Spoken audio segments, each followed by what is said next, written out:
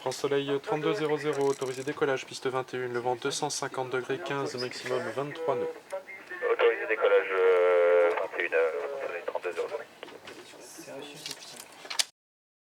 Je m'appelle Sébastien Follet, je suis contrôleur aérien à l'aéroport de Nantes. Alors, contrôleur aérien, c'est un métier qui n'est pas très connu, il est plutôt connu sous le nom d'aiguilleur du ciel. On va le retrouver entre autres dans les tours de contrôle des aéroports. Son métier principalement, c'est d'assurer la sécurité, c'est de faire que l'ensemble des avions qui évoluent dans l'espace aérien puissent circuler en toute sécurité, bien séparés les uns des autres et en évitant tout risque d'incident ou d'accident. Et également de tout faire pour que la circulation soit le plus fluide et la plus rapide possible pour éviter de faire perdre du temps aux avions. Le quotidien quand je suis en poste, c'est occuper les positions de contrôle, les différentes positions de contrôle tout au long de la journée. On est toute une équipe de contrôleurs qui travaillent ensemble, donc on se relaie pour bien sûr éviter des phénomènes de fatigue.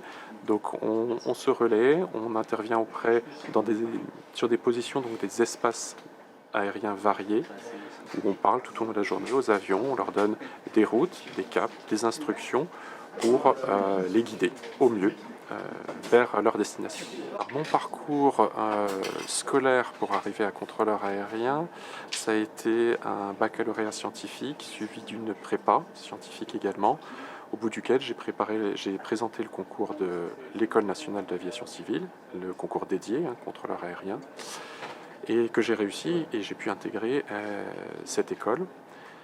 Là, j'ai enchaîné sur 3 ans de formation, une moitié vraiment purement théorique à l'ENAC à Toulouse, suivie d'une deuxième moitié qui était en alternance avec un centre de contrôle, qui pour moi était Charles de Gaulle. Charles de Gaulle, une fois obtenu le diplôme de contrôleur aérien, j'ai poursuivi ma formation à l'aéroport Charles de Gaulle, que j'ai dû interrompre, et je me suis ensuite formé à l'aéroport du Bourget, pour venir au Bourget où j'ai exercé pendant 8 ans, pour venir ensuite à Nantes, où je suis depuis une dizaine d'années. Les avantages de mon métier, c'est que c'est un métier opérationnel. Cela veut dire que c'est un métier de l'instant. On n'emmène pas de travail chez soi. Une fois qu'on a terminé, qu'on quitte le lieu de travail, on a terminé.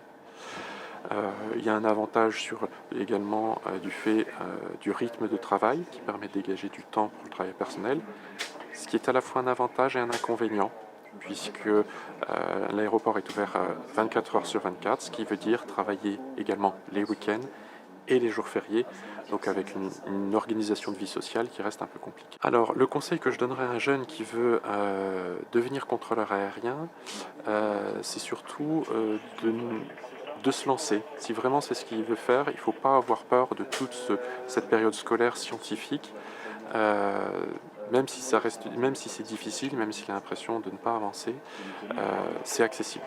C'est un métier qui s'apprend et qui est accessible à la plupart des personnes.